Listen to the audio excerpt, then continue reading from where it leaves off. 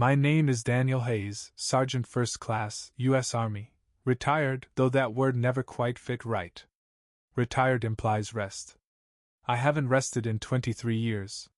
When people ask why I named my son Ilias, I usually lie. I say I heard it in a dream. That it just felt right. Something poetic. Something foreign, exotic, safe. I say I found it in a book once, or that my wife picked it out. But my wife didn't. She hated it. Cried the first time I said it aloud. That name isn't ours, she whispered, arms crossed over her belly, barely showing. It doesn't feel like ours.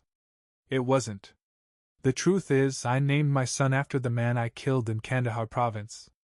And lately, I think he knows. It started with the humming. Ilias was only 10 months old when it began, late September, a dry wind curling through the windows, teasing the rust-colored curtains like a breath from another world. He sat in his crib, back straight like he was listening to something that wasn't there. And then, the melody. Just a thread of sound at first. Too clear to be babble. Too deliberate to be accident. 4 rising notes. One long, one short. Then the same again. I froze in the hallway. A cold bloom opened across my neck, like sweat moving in reverse. Because I knew that song. Not the name. Not the lyrics. Just the sound of it. A lullaby. Or maybe a prayer. I had heard it once before, 12 years earlier, in the soft blue dusk of a half-destroyed village, sung by a man with blood in his beard and a rifle at his feet. His name was Ilias Farik. He was my enemy. He was the man I killed. And somehow, my son was humming his song. They say war is a place you visit, but it never leaves you. I lived that truth. The desert followed me home. In Afghanistan, I was hard, precise. I trained men to kill. I led a unit through some of the darkest parts of Helmand and Kandahar, places where the mountains watched you like gods. Where children smiled too easily, and quiet meant danger. I met Ilias Farik during a raid in Shah Wali Kot. Intel said he was Taliban high-ranking, the kind who didn't just follow orders, he made them. Word was, he was educated in the West. Fluent English. Political science major. Oxford, if you can believe it. But he'd traded books for bombs. When we found him, he wasn't holding a weapon. Just a satchel and a battered journal. He'd just buried someone. A girl. We never found her name. He stood still when we approached, like he knew what would happen. Like he welcomed it. I surrender, he said calmly, accent crisp and clean. But you'll kill me anyway. He wasn't wrong. I won't recount every shot, every command, every tactical justification. What I'll tell you is this: there was a moment, just a flicker of silence, when I looked into his eyes and saw myself. Not the soldier. The man. The father I hadn't become yet. The boy I once was. And in that instant I hesitated. He didn't. He reached for something, anything. Maybe a weapon. Maybe just instinct. I pulled the trigger. 3 shots. 1 to the shoulder. 1 to the lung. 1 that shattered his spine. He fell on his side, coughing blood, and then he started to sing. Soft. Raspy. A lullaby, I think. His voice barely carried, but it struck me like thunder. He died before I could ask him the words. The melody never left me. I didn't know the tune's name. I only remembered the way it made me feel, like I'd destroyed something sacred. When my son hummed it, I felt the ground shift under me. I went to him, gently, trying not to startle. He looked up, those wide, dark eyes like polished stone. He smiled. You like that song? I asked softly, reaching for him. Dida, he said, but it sounded different. Like Baba. A slip of tongue or something else? He touched my face and kept humming. My wife, Lena, was in the kitchen, humming too. But something entirely different, something domestic. She didn't hear it. She never heard it. That's how it started. The dreams came back after that. Dreams I hadn't had in years. Ilias, the first Ilias, standing at the edge of my bed, barefoot, coat flapping like smoke. Sometimes I saw his eyes first. Sometimes just the blood at his collar. He never spoke. Just stared. And always, behind him, I heard that damn tune. I started keeping a journal. Night entries. Fragmented thoughts. I wrote down every time my son hummed it, where, when, how long. I compared it to the melody in my memory, trying to find differences. There weren't any. It was the same. The exact same. At his first birthday, my sister brought her old camcorder to capture the day. It was a small party. A few close friends. Some army buddies who'd stayed in touch. Lena's mother, who still didn't forgive me for the name. "Why would you name him that?" she'd hissed once, holding the baby like he might shatter. "What kind of name is that for a child born on American soil?" I said nothing. What could I say? The truth? I owe that man my life. He died with a song in his throat, and I carry the echo in my blood. No. I said it was just a name. That night, after the guests left, I watched the camcorder footage alone. There it was again. The tune. But it wasn't my son. It was in the background. A whisper, just behind the audio, threaded through laughter and cake cutting and paper tearing. A man's voice. Singing. I brought the footage to a friend in Signals Intelligence. She cleaned it up, enhanced it, ran it through software. "Sounds like a field recording," she said, half laughing, half frowning. "Where'd you say this was recorded?" "Our kitchen," I told her. She paused. "It has markers like outdoor ambient sound. Dust interference. Wind filters. That's strange. What about the language?" She hesitated. Tilted her head. "Pashto, I think. Old dialect. Might be Dari. I'll run it through translation." She called me a week later. "Daniel," she said, voice tight, "you need to come see this." The words translated into something like, "I was a father before the fire took her name. Let me hold the sky one last time." That was the lullaby. That was his lullaby. I watched my son sleep that night with a hollow ache in my chest. I didn't know if I was cursed or chosen. I didn't believe in ghosts, not really. But I believed in debt. And somehow, I had incurred one too deep to bury. The signs kept coming. At 14 months, Ilias drew his first symbol, a perfect crescent with an eye in the center. I recognized it. It was carved into a rock near the village where I killed Ilias Farik. A tribal emblem. We had never shown him photos. Never spoken of it aloud. At 17 months, he said the word Garzai in his sleep. Garzai was the name of the little girl buried in the hills. The one Farik wept over. The one we never found. There are things a soldier carries: dog tags, scars, ghosts. But sometimes, the ghost walks out of the past and sleeps in the room next to yours. Sometimes, the ghost grows teeth, learns to speak, and hums songs that aren't theirs to know. I don't know what's happening to my son. All I know is this. I named him after my worst enemy. And now, I'm not sure which of them I'm raising. I didn't sleep after watching that footage. I sat in the living room until dawn, hands wrapped around a coffee mug I never drank from, watching shadows crawl across the floor like slow ghosts. The camcorder footage kept looping in my head, the voice, the lullaby, the impossible truth rising like steam off old bones. My son was humming a melody no living soul should know. And now, he was speaking words buried with a dead man. The next morning, I took the old footlocker out of the attic. Buried beneath discharge papers, medals I never asked for, and a letter from a man who didn't come home, was the journal, the one I took off Ilias Farik the day I shot him. I never turned it in. I don't know why. Maybe some part of me knew this story wasn't finished. The leather was cracked now, the binding loose. I flipped through it carefully, running my fingers over pages inked in Pashto, some in English. Fragments. Poems. Coordinates. Names I didn't recognize. But there, pressed between 2 pages, was something that made my breath catch. A photograph.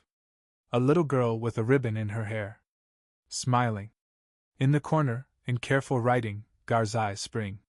She couldn't have been older than 6. Underneath, in tiny English script, a single line. For every seed burned, may a flower rise in my enemy's soil. My son woke up screaming that night. Not a baby's cry, an older sound. Like pain in a voice too young to carry it. Lena bolted out of bed, rushing to his room. I followed, chest tight, hands already trembling. He was sitting up, eyes wide open, but not seeing us. Mama, he whispered, then looked past her. De gros tonnes de day. It wasn't English. And it wasn't baby talk. Lena turned to me, white as paper. What did he say? I don't know. I lied. But I did know. I'd heard it before. He is near the mountains now. That's what it meant. A phrase Ilias Farrak once said during an intercepted radio transmission, just days before we found him. How the hell did my son know that? I started recording everything. Audio, video, drawings, dreams. I kept a file on a flash drive I wore around my neck. Paranoid? Maybe. But I knew what this was. I knew when it had started. It wasn't when I named my son Ilias. That wasn't the beginning. It was the moment I pulled the trigger 12 years ago. The moment I looked into another man's dying eyes and saw more humanity than I'd seen in my own reflection. I went back to the village. Or what was left of it. I didn't tell Lena. I told her it was for a funeral. An old army buddy. She didn't ask questions, she was tired of the silence I'd built between us like a bunker. I pulled strings to get approval. Private travel. NGO cover. I flew to Kabul, then rode for 8 hours through the dust and bones of southern Afghanistan until I reached the burned husk of Shah Wali Kot. The village was gone. Flattened. Grass tried to reclaim it, but the earth still bore the memory of fire. I found the rock. The one with the crescent and the eye. I sat there until the sun dipped low and the wind turned cold. Then I dug. I don't know what I expected. A sign? A body? Redemption? What I found was older than all three. It was a small wooden box. No lock. No carvings. Just buried beneath 3 feet of packed soil and a torn fragment of the old tribal flag. I opened it slowly, dirt crumbling off the lid like dead skin. Inside, a child's bracelet, woven with green thread. A cracked locket with a photo of the same girl, Garzai. A cassette tape. And a single folded letter addressed to the one who took my song. My heart stopped. I took it all and left before the sun rose. Back in the States, I found a friend with a cassette player. A historian. He raised an eyebrow when I handed him the tape. You're still chasing ghosts? He joked. Just press play, I said. What came out of the speakers made him go quiet. It was the melody. The exact melody. But sung in full. Lyrics. Harmony. A man's voice, clear, mournful. And halfway through the recording, a girl joined in. Where'd you get this? He whispered, pale. A battlefield, I said. But even that wasn't true. I got it from a grave I made. That night I read the letter. The handwriting was precise, steady. As if the writer knew this would be the last thing he ever said. To the man who walks away while I sink into the soil. I forgive you. Because vengeance is a cycle, and I chose to end mine. Because my daughter, who sings with the wind, asked me to. And because if my song finds you, if it ever finds its way back into the world, it means I was right. That even enemies can carry the same seed inside them. Raise him well. Call him Ilias. Let the name mean something more. Let the song live. My knees gave out. I sat on the floor, my son asleep upstairs, and I wept. For the first time since the war. For the man I killed. For the girl I never saved. For the melody I thought I'd buried. He had written that letter for me before he ever picked up a gun. Before I ended his life. And he forgave me. He gave me his name. The next morning, I watched Ilias crawl toward the window, pull himself up, and hum again. The same tune. The same rhythm. But this time, he added a word. Garzai. Clear. Crisp. He turned to look at me. And smiled. The day I heard my son speak her name, everything tilted sideways. Garzai. 4 syllables that tasted like smoke and sand. Spoken by a toddler who never heard that word from any human mouth. Not mine, not Lena's, not anyone living. But he said it like a benediction. Like he knew. And in that moment, I stopped pretending this was just trauma, or guilt, or madness chasing me through my bloodline. This wasn't just me anymore. Something had come through with him. I didn't tell Lena. I should have. I wanted to. But how do you explain to your wife that the man you killed in a war over a decade ago might be speaking through your child? She was already slipping away from me. Not in the loud, angry way people fall apart. It was quiet, small absences, hesitations, her hand lingering a moment too long on her glass before sipping, the way she looked at our son when she thought I wasn't watching. Like she loved him but didn't recognize him. Do you think he looks like your side or mine? She asked one night out of nowhere. I wanted to say neither. I wanted to say, he looks like the man I shot between the eyes in the shadow of a burned-down school. Instead, I said, I think he looks like himself. And Lena said nothing. I started playing the tape in Ilias's room. Just to see. At first, he didn't react. Just blinked and stared, as if sorting through distant memories. But on the 4th day, something changed. He reached toward the speaker and whispered, Baba. The voice on the tape said the same word 3 seconds later. I froze. Where did you learn that? I asked gently, kneeling beside him. He didn't answer. Just touched my face again and started humming the same melody. The exact same one. And then, in the softest whisper I'd ever heard from a child, he said, He's sad because of the fire. I hadn't told anyone about the fire. Not even Lena. But it was real. Intel reports said Farrick's daughter died when a U.S. drone strike missed its target and hit a civilian house on the outskirts of the village. I arrived just hours later. The house was still smoldering. Half the girl's name was burned into a schoolbook we found under rubble. Garzai. They said she died instantly. Now my son was talking about the fire like he'd been there. I reached out to a man I served with, Callum Price, now a trauma counselor at the VA. He'd seen his own share of ghosts. Are you asking if your son is possessed? He said with a crooked smile. I'm asking if it's possible for grief to carry over through blood, I replied. He stared at me for a long time. You ever read about emotional inheritance? He finally asked. The theory that trauma leaves an imprint, not just mentally, but genetically. Passed down like eye color. That explains my nightmares, I said. Not him humming Pashto lullabies. Callum leaned forward. You think you brought something back with you? I don't think I ever left it behind. I dug deeper into Farrick's past. Found an old professor at Oxford who remembered him. He was brilliant, the man said over Zoom, eyes distant. Spoke with the heart of a poet. But something changed after his wife died. His wife? The professor nodded. An American, I believe. Studying international relations. Her death shattered him. That was news to me. I'd always thought of Farrick as the enemy. Just another name on a list. But he'd been married to an American woman. He had a daughter. He'd studied peace before choosing war. Suddenly, the lines blurred. What if he hadn't chosen war? What if war chose him?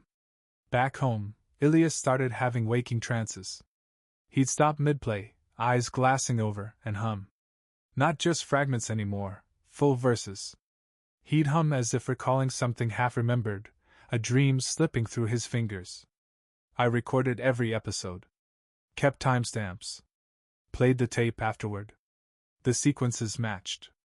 One night, I found him sitting on the floor with his toy blocks arranged in perfect, geometric patterns. Not shapes a toddler should be capable of. I took a picture, ran it through an old translator program. It spit out a crude interpretation. It read, Forgive the hand that ended me. That was the night I broke. I sat on the floor beside him, pulled him into my lap, and whispered the words I never got to say over Farrick's body. I'm sorry. I don't know what I expected. Comfort? Catharsis? Instead, Ilias touched my chest and said, You didn't kill me, Baba. You just sent me here. I started seeing things after that. Not hallucinations, echoes. Imprints. I'd walk past a mirror and catch a glimpse of a face that wasn't mine. Darker. Older. Eyes like my son's. I'd hear two voices layered in his laugh. Sometimes, in dreams, I'd see a girl standing at the edge of a dry field, singing. The same song. Always the same damn song. The line between past and present wasn't blurring anymore. It was being rewritten. And then, one morning, Ilias said something that brought it all together. We were watching the rain through the window. He was in my lap, head resting against my chest. He whispered, She's not gone, you know. Who? I asked, though I already knew. Garzai. I held my breath. She's coming back, he said. In a new name. I stared out at the rain. And for the first time, I didn't feel like a man running from ghosts. I felt like a man being led by them. I used to think naming my son after Ilias Farrick was an act of penance. Like writing a name on a gravestone I never had the courage to build. But now, I don't think that name came from me at all. It came through me. And the deeper I dig, the more I realize, this isn't a haunting. It's a harvest. And something is beginning to grow. Lena asked me about the tape. She found it by accident. Left in the bedroom stereo I swore I'd moved. She played it during one of her nightly clean-ups. Just a few seconds. But enough. What is that song? She asked, arms folded across her chest like a shield. I told her the truth. Not all of it. I said it came from a man I knew in the war. That it meant something to him. That our son hums it sometimes, and I thought playing it might calm him. She stared at me. He hums that exact tune? I nodded. Even the part where the man sings with the girl? My breath caught. What do you mean? I asked. She hesitated. I hear her. Sometimes at night, when I'm rocking him. It's faint. It sounds like another child singing along. But I thought I was just tired. Losing it. We were both losing it. But not in the way she thought. I took her hand. You're not losing anything. I didn't say the rest. We're gaining something neither of us asked for.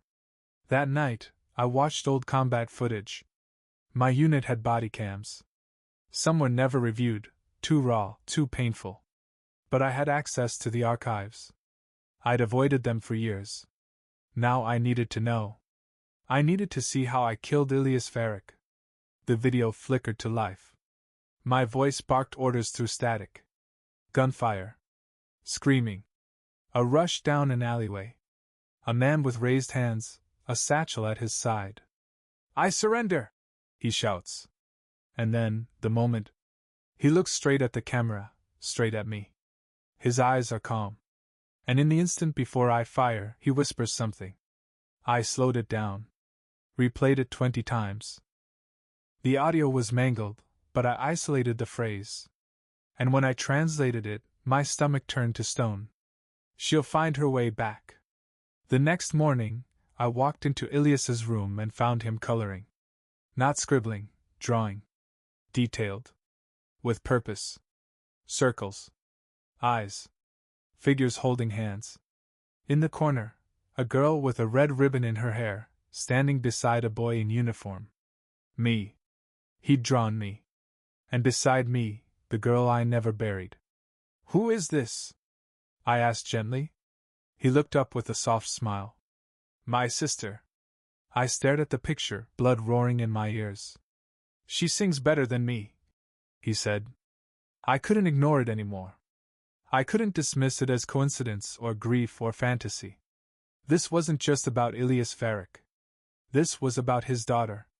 And somehow, impossibly, she was coming through, too. I contacted a linguist. Someone who specialized in ancestral oral traditions, myth, and memory. Her name was Dr. Azra Kaleem. Pakistani American. Her grandfather had fought against the Soviets in the 80s. She knew things most historians forgot. I sent her the tape. The letter. The symbols my son drew. 3 days later she called me. "Mr. Hayes," she said, voice slow and precise. "Have you ever heard of the Garden of Names?" "No. It's an old legend. From before Islam. Passed through Pashto and Dari mountain tribes. The story says that every soul carries 2 names. The one they're given, and the one they must remember." I didn't speak. The melody in this recording, it's a call. A summoning of sorts. It's meant to guide lost names back to the garden. So they can be reborn. I swallowed hard. "You're saying this is reincarnation?" "No," she said. "It's continuation. Like the soul found unfinished business. And it's using your son to finish it. And the girl? She's the seed. He's the vessel." That night, Ilias said her name again. But not in a whisper. In his sleep, he spoke loud and clear. "Garzai is the river. She will come when the moon opens its eye." I stepped back from the crib, heart pounding. I didn't know what that meant. But I felt it settle inside me like fate. Weeks passed. The signs grew louder. Mirrors fogged without reason. Ilias would hum in his sleep and birds would gather on our windowsills, silent, still. He began drawing a symbol I recognized from Farrick's journal, a hand with a flame in the center. I found it carved into my own wooden desk. Not drawn. Etched. And Ilias didn't own anything sharp enough to do it. Lena became distant. Distracted. She stopped sleeping in our bed. I heard her praying at night, asking God to protect our child from something she couldn't name. One night, I found her packing a suitcase. "Where are you going?" I asked. She didn't meet my eyes. "To my sister's." "For how long?" "I don't know." I didn't stop her. Because I knew what she was feeling, the terror of seeing your child become someone you never expected. But I couldn't run. Not from this. This wasn't a haunting. This was a resurrection. The night of the full moon, Ilias woke at 2:13 a.m. He climbed out of bed on his own, something he'd never done before, and walked barefoot to the back door. I followed, breath held. He opened the door. And there, standing in the garden, was her. A girl in a red ribbon. No older than 6. Eyes wide, luminous. She looked at Ilias. He smiled. "Garzai," he whispered. She smiled back. And then she vanished. Not like smoke. Not like a trick of the mind. Like a name being returned to the wind. I dropped to my knees. And I finally understood. This wasn't about punishment. This wasn't about death. This was reclamation. A lost soul, reborn in fragments, first through the boy. Then through song. Then through memory. And finally, through witness. The song had never been a curse. It was a map.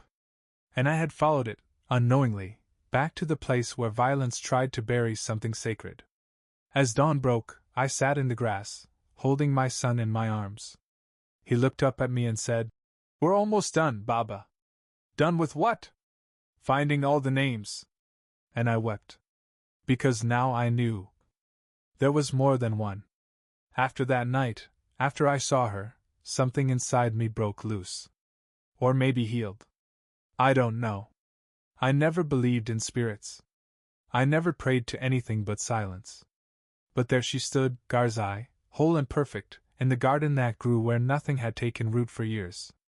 And then she was gone. But not forgotten. Because my son remembered her. Because I remembered her. Because memory is a kind of resurrection. And ours had just begun. Lena didn't come home. She sent a few texts, short, polite, like letters to a stranger.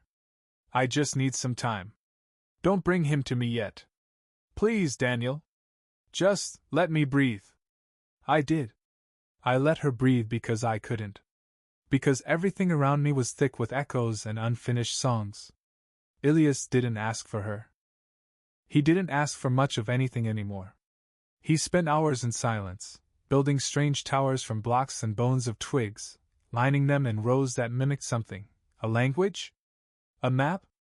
I started copying them, photographing them, charting them, and slowly, patterns emerged. That's when I started having the dreams again. But they weren't of war.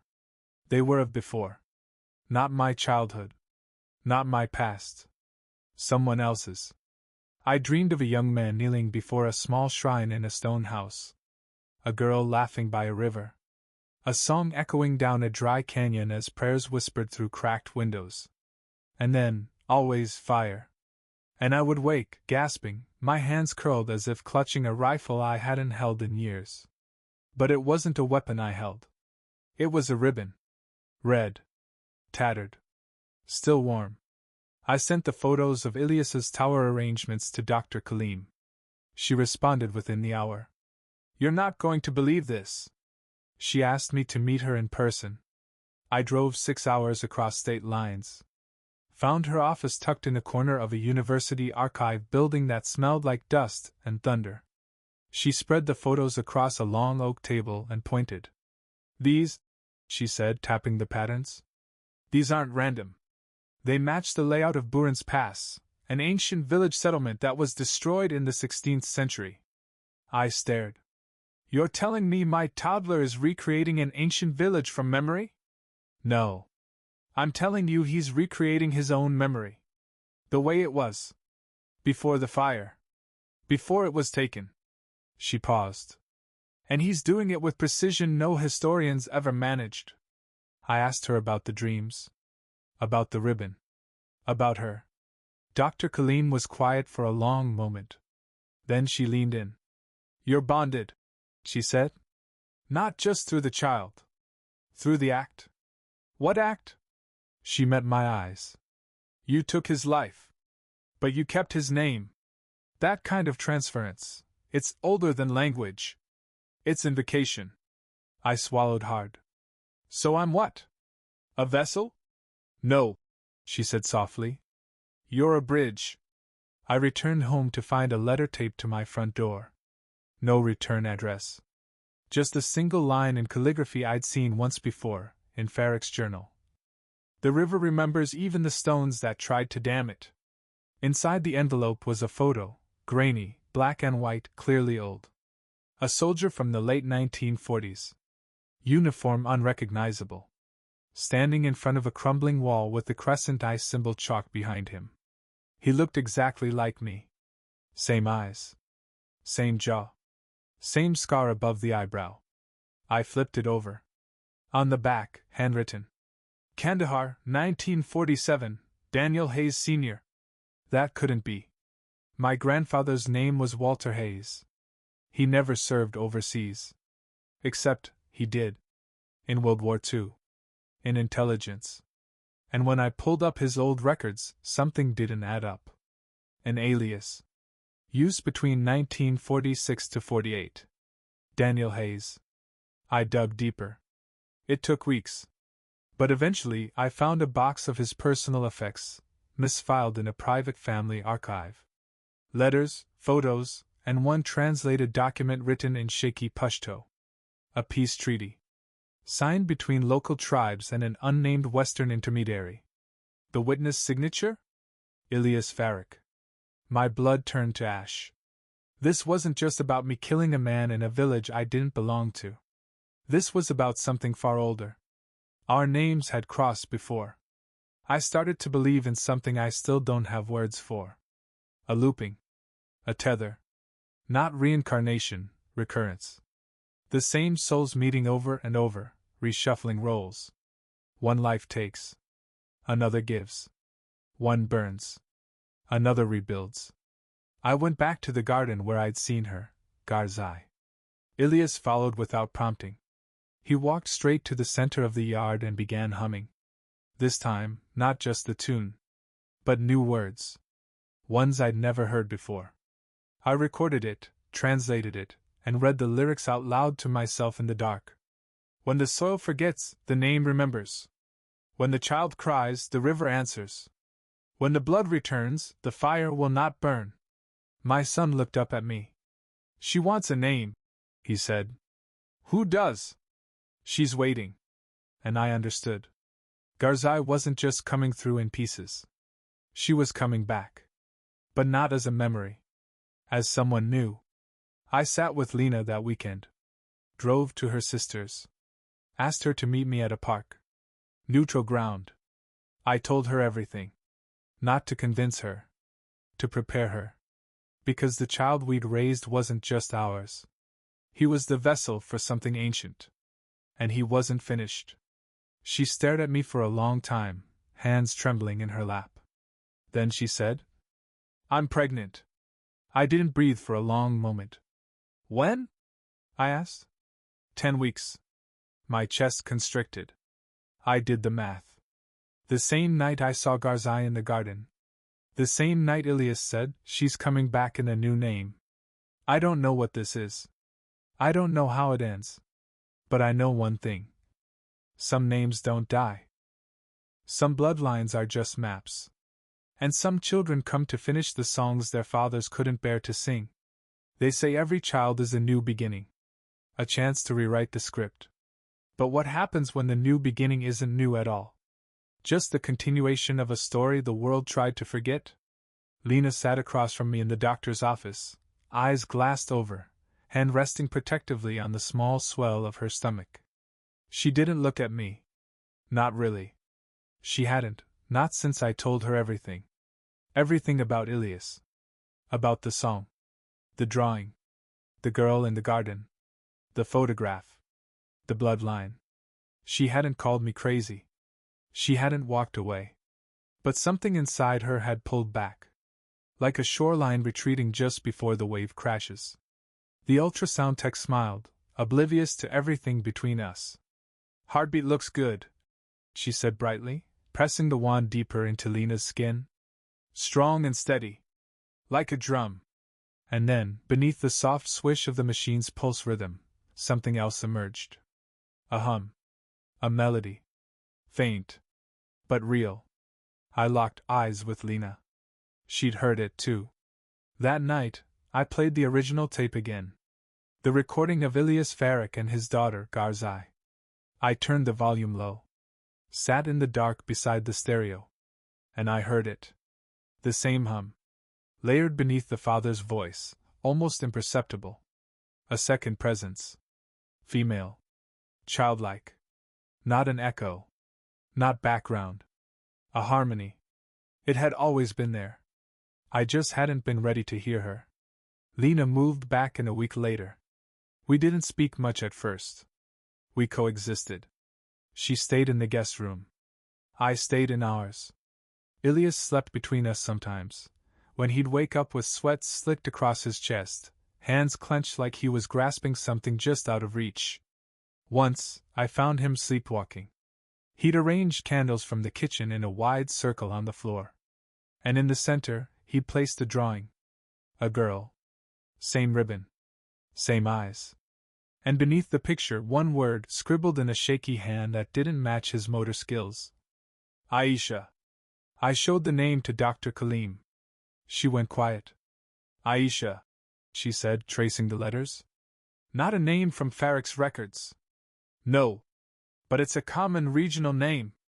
You said your grandfather went by Daniel Hayes in the late 40s? Yeah. She pulled out a file. Pages of declassified reports. Photos. One in particular caught my eye, a ledger of civilian casualties from a skirmish during that time. Small village razed by crossfire between insurgents and foreign troops. Buried in the list. Aisha bint Farik. Age 6. My heart collapsed in on itself. She had another daughter. Garzai wasn't alone. I started to see the pattern more clearly now. Not just in dreams or drawings, but in cycles. Generations. Repeating wounds. Names passed like torches in the dark. In 1947, Daniel Hayes Sr. was stationed near Kandahar. In 2011, I stood in the same desert. 2 wars. 2 Daniels. 2 Iliases. 2 daughters lost in the fire. And now, a 3rd child. Carried in Lena's belly. Humming songs from a century ago. I built a map. Literally, on the living room wall. Photos, newspaper clippings, mission reports, family trees. Lena watched me work at night in silence. Until one evening, she sat beside me and placed her hand on the photo of Aisha. "She's not like the others," she said softly. "Who?" "This one. She never left. The others passed through. Pieces of them found homes and names and songs. But this girl? She stayed." "Stayed where?" "In the fire," Lena whispered. "And now she wants out." We named our daughter Aisha. Not because we wanted to. Because she told us. In dreams. In symbols. In a voice Ilias carried like a hidden verse beneath his breath. "She likes music," he told us one morning, sitting by the piano. "But not loud," he added. "Only when it's raining." Aisha was born on a stormy night in April. Thunder cracked like breaking ribs. Rain sheeted the hospital windows in slow-motion tears. The delivery was fast. Too fast. The nurse said it felt like the baby had been waiting. When I held her for the first time, she looked at me, really looked, and I felt that deep, ancient click. Like a puzzle piece settling into a groove. Her eyes weren't my eyes. They were Farrick's. Same gray-brown hue. Same flicker of sorrow, like she'd lived 100 lives and remembered every one. She didn't cry when she came out. She hummed. We brought her home, and for a few weeks, everything was quiet. Peaceful, even. Lena smiled more. Ilias spent hours watching his sister sleep, like he was guarding her from something only he could see. I almost believed we were safe. But then, one night, I found Aisha in her crib, staring upward. Mouth moving. Mimicking something silently. I leaned in close. And heard two voices. One inside my head. And one inside hers. The second voice, hers, was singing a new melody. Not the lullaby. Something older. Like a chant. A summoning. It chilled me to the bone. The next day, I called Dr. Kaleem. She listened to the recording. Ran it through her software.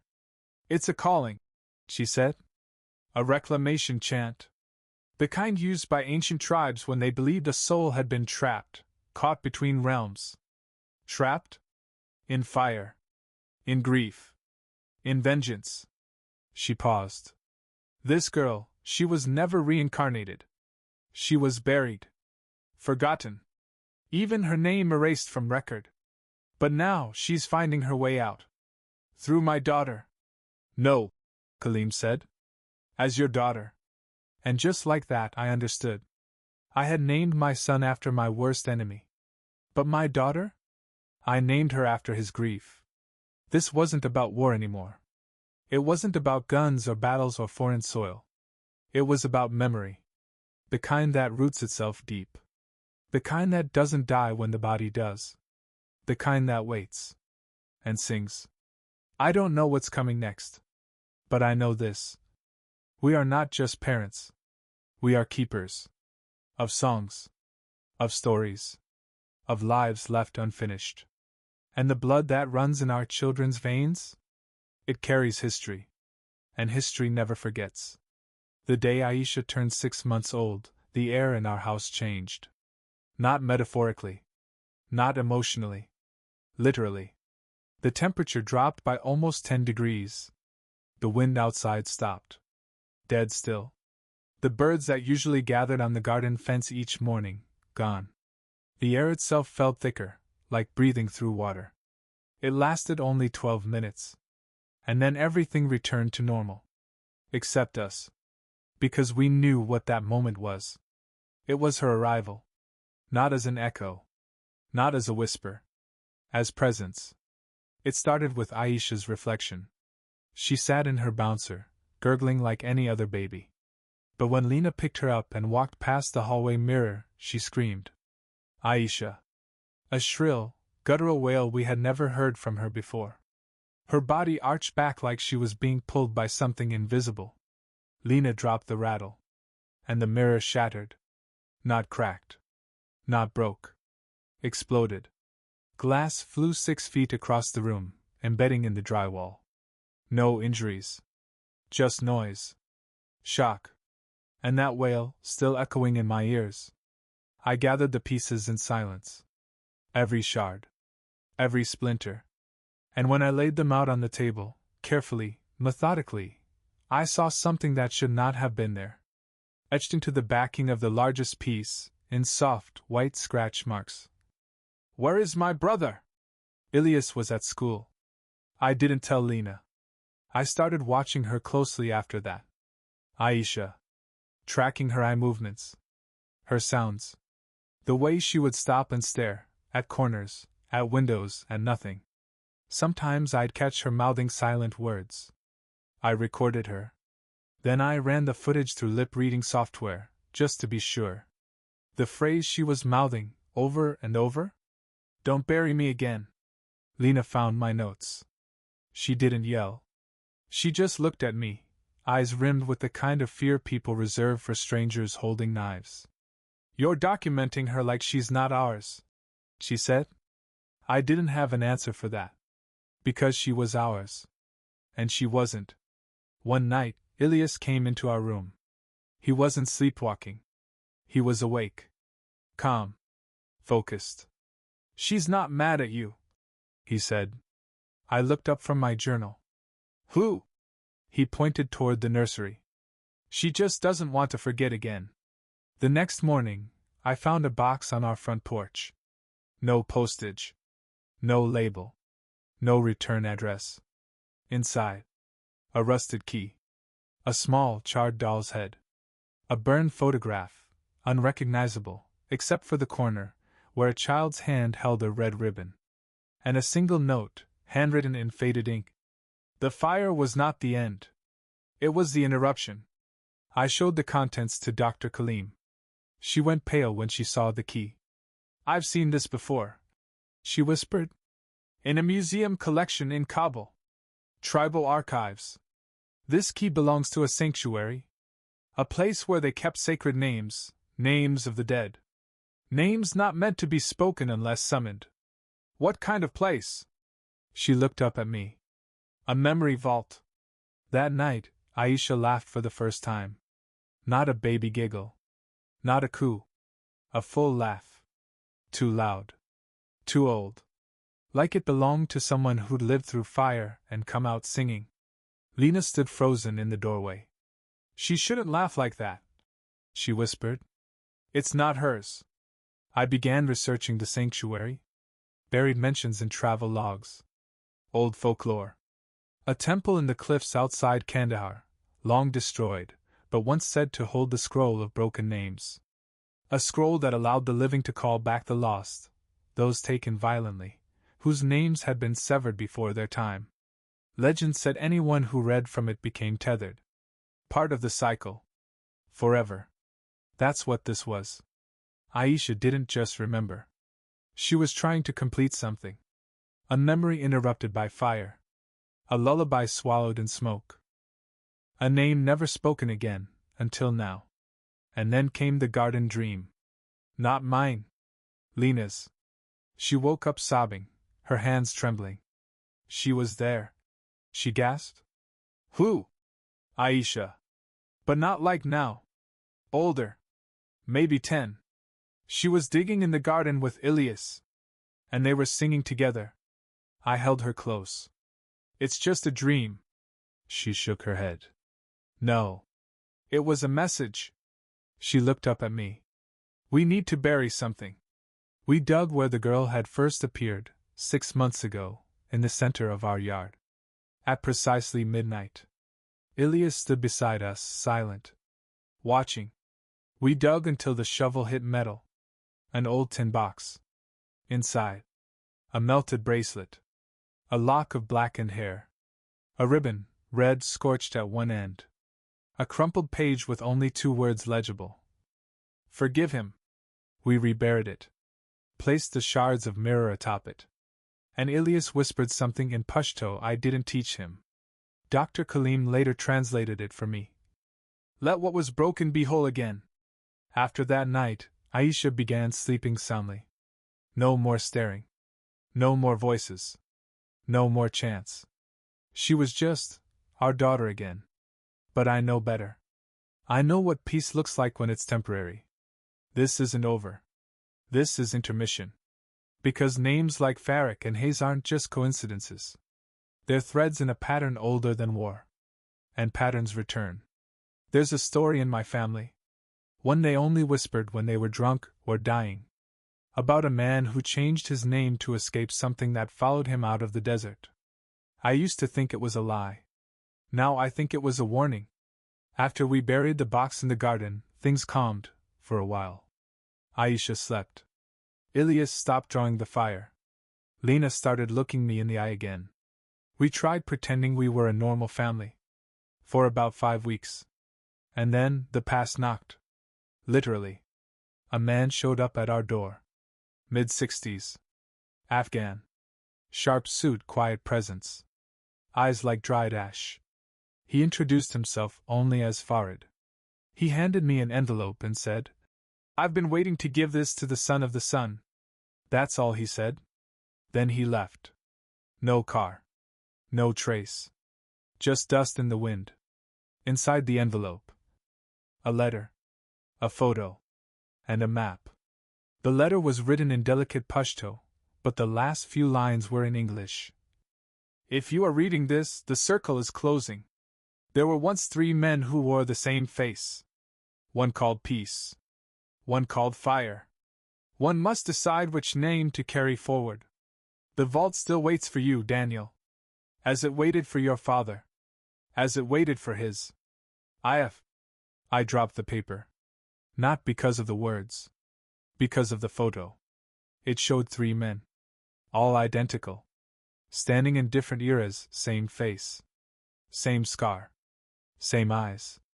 One in 1947, black and white, uniformed and holding a relic staff. One in 1979, outside a Soviet tank, smiling like a ghost. And one, unmistakably me, holding my newborn son in front of the ruined village of Shah Wali Khat. A photo I had never taken. I stared at the map. It marked the vault. The place Kaleem had told me about. Hidden deep in a canyon near the Registan Desert. Buried under centuries of rock. But something had changed. Someone, or something, had drawn a red circle around it, and beneath it, in English, "Come before the name takes root." That night, I told Lena I was going. She didn't argue. She just asked one thing. "Will you come back?" I didn't answer. Because I didn't know which version of me would. I took Ilyas. Not because I wanted to. Because he asked. "It's my turn," he said, like he'd been waiting his whole life. And maybe he had. We flew into Kabul under the guise of a humanitarian visit. Old favors still held weight. Old sins even more so. From there, we drove south in a rusting truck that wheezed like it remembered the war. By the time we reached the canyon, it was dusk. Ilyas was quiet the entire time. Not scared. Ready. We found the entrance beneath a crumbling shrine. The symbol carved above it was the same he'd drawn in the living room months ago. A hand. A flame. An eye that never closes. We went inside. The vault wasn't just a room. It was a cathedral of memory. Stone corridors lined with tablets, scrolls, carvings. Names etched into the walls with blood and ash. Some I recognized. Some were in scripts older than alphabet. Ilyas walked like he'd been there before. At the center of the chamber, we found the scroll. Not paper. Stone. A slab, flat on a pedestal, inscribed with ancient code. Pashto, Sanskrit, Greek, and something older. He reached out to touch it. I stopped him.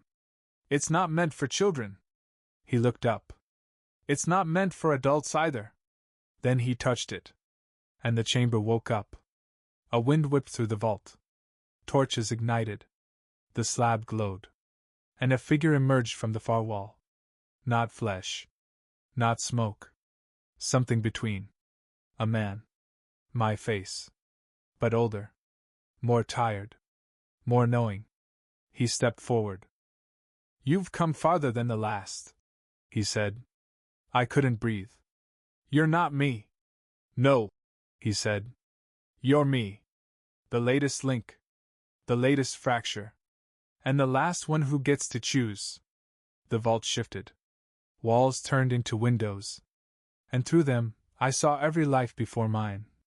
1947, my grandfather, Daniel Hayes, making peace under false pretenses. 1979, a soldier named Daniel Harris, arming rebels to fight Russians, not knowing he was undoing the treaty his father died for. 2011, me, standing over Ilias Farik's body, hearing him sing as the blood soaked into my boots. 3 men. Same face. Same fate. Over and over. Until now. The apparition stepped aside. Behind him stood a second figure. Smaller. A girl. Red ribbon. Eyes like coals doused in tears. Garzai. And beside her, Aisha. My daughter. But older. The future version I'd seen in Lena's dream. They held hands. Waiting. The scroll began to write itself. 3 names. 2 crossed out. 1 still blank. Mine. And beneath it, a question carved in fresh flame. Will you carry the name forward, or let it rest? I knew what it meant. Every Hayes before me had kept the pattern going. Choosing vengeance. Choosing fear. Choosing silence. But this time, I had a chance to stop it. To rename what had been done. Not with a gun. Not with guilt. With acknowledgement. I stepped forward. Placed my hand on the slab. And said his name. Not mine. Ilias Farik. The scroll hissed. Burned. Then cooled. And the last line changed. The name lives so the war may rest. I turned to Ilias. He was crying. I remember, he whispered. I know, I said. I think she's ready now. We left the vault at sunrise. Aisha was waiting at home. And when we walked through the door, she looked at me like she'd known where I'd gone. She hummed the melody, just once. Then never again. That night, I buried the map. And the last journal entry I ever wrote was short. There's a peace beyond memory. It sounds like your daughter laughing. It feels like your son no longer dreaming in flames. It begins with saying the name out loud. We came back changed. Not dramatically. Not in ways the world would notice. But something had shifted in our bones. Ilias no longer hummed. Aisha no longer stared past us. Lena no longer flinched when I reached for her. It was like our home had exhaled. But peace, I've learned, is not a conclusion. It's a question. And sometimes, the answer arrives long after the war has ended. It came in the form of a phone call. A blocked number. A voice I hadn't heard in over 30 years. Daniel. That's all he said. I knew it instantly. My father. He left when I was 5. No note. No warning. Just a closed door and a fading truck engine. My mother said he'd gone chasing ghosts in a bottle. I always believed he ran because something in me scared him. Maybe he saw this, what I'd become. What I would carry. Maybe he saw it early and ran from the cycle. Now, all these years later, that voice called me back. We met at a gas station halfway between our towns. He wore a hat low, his face weathered, eyes dull like wet ash. But I could see it, my jawline, his nose, the way his hands shook just slightly as he sipped coffee.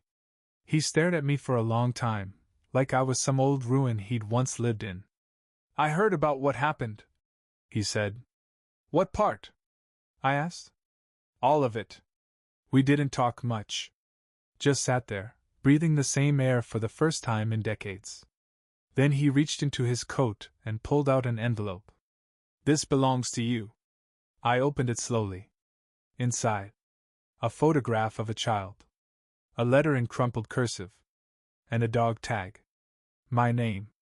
But not my date of birth. What is this? I asked. He took a long time to answer. That's the first Daniel Hayes, he said. Your grandfather? He shook his head. No. Mine. I stared at him. That's not possible.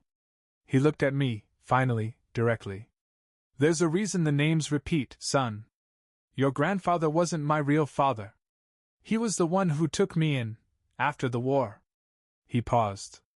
I was born in Kandahar, 1947, to a woman named Maryam Farik. My breath left me. You're saying? Yes, he said softly. I'm his son. Farik's son. It felt like the world collapsed inward. The whole time, I thought I was the soldier who'd killed Farik. But I was something far worse. His descendant. His name wasn't just something I gave my son. It was my inheritance. His blood runs in my father. His memory lives in my son. I didn't name Ilyas after my enemy. I named him after my grandfather. The war wasn't between strangers. It was family. And the fire that took Garzai? It didn't come from outside. It came from within us. My father looked down, tears gathering. I've carried it my whole life, he said. The shame. The silence. I thought if I disappeared it wouldn't pass down. But it did, I whispered. He nodded. It always does. Until someone tells the truth. We drove in silence after that. Back to my house. When Aisha saw him, she reached out, no fear, no hesitation. He froze, trembling. And then, for the first time since I was a child, I saw my father cry. Because she wasn't just reaching for him. She was forgiving him. That night, I went through the old files again. And found the final puzzle piece. A sealed letter. Tucked behind Farik's journal. The one I'd stolen from the battlefield all those years ago. The writing was shaky. Written in English, not Pashto. Address. To my son, if he ever remembers. The fire that took her was not yours. Nor mine.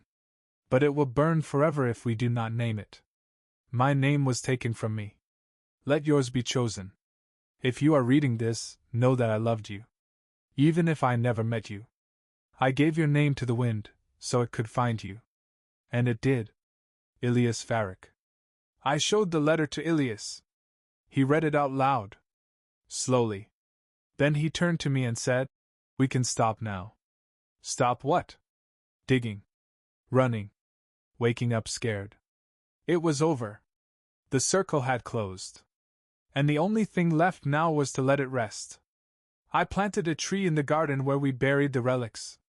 A pomegranate. It blooms in red. Like the ribbon.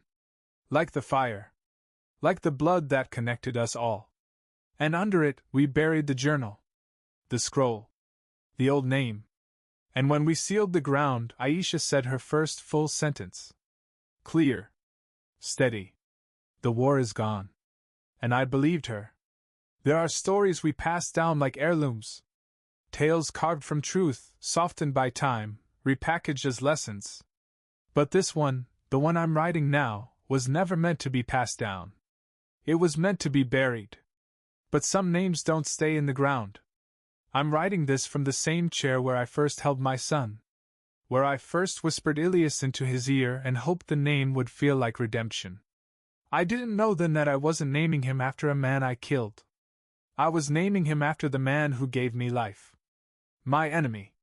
My grandfather. The word enemy doesn't fit anymore. Ilyas Farik wasn't a villain. He was a man caught in the same cycle I was, a loop of fire, grief, silence. A man who sang over the grave of his daughter. A man who forgave me as he died. A man who wrote. Let the name mean something more. I understand that now. The name wasn't a weight. It was a key. And the lock it opened was hidden in my blood. Aisha turns 3 tomorrow. She runs like her brother, quiet feet, quick turns, always humming. She hasn't spoken of the fire in 2 years. She doesn't draw the ribbon anymore. But sometimes I find her standing by the pomegranate tree. Whispering. Listening. Ilyas sits beside her. They don't talk about the past, not in words. They remember it with their presence. With their stillness. With the peace they've built in a world we once tried to burn down. Lena and I are together again. Not the same people we were. But perhaps better for what we've lost and found. She doesn't ask questions anymore. She simply sees me. And I try every day to deserve that look. I write these words not for the world, but for my children. For the day they ask, "Why did you name me Ilias?" And I will answer, "Because I once ended a life I didn't understand. And in doing so, I began a life I had no right to hold. Because your name belonged to a man who forgave me. And because I wanted you to grow up not erasing that name, but giving it a second chance." There is a silence now where the war once echoed. A stillness in the house. No more visions. No more songs. Just the wind in the trees. Just the hum of life moving forward. We are not haunted anymore. We are held. By memory. By mercy. By names that once caused pain, and now give shape to love. To my son Ilias. You are not your grandfather. You are not me. You are more. You are what we never could be until we found each other. Free. To my daughter Aisha. You are not lost. You are not a ghost. You are the voice that broke the silence. You are the name we never dared say, and now can sing without fear. To whoever finds this, long after I am gone, know this. The war is over. Not because it ended on a battlefield, but because someone, finally, chose to remember with love instead of rage. I named my son after my worst enemy, because I wanted that name to mean something better in his mouth than it ever did in mine. And now, when he says, "I am Ilias Hayes," I no longer hear the sound of a man dying. I hear a legacy reborn. I hear peace. I hear forgiveness. And above all else, I hear hope.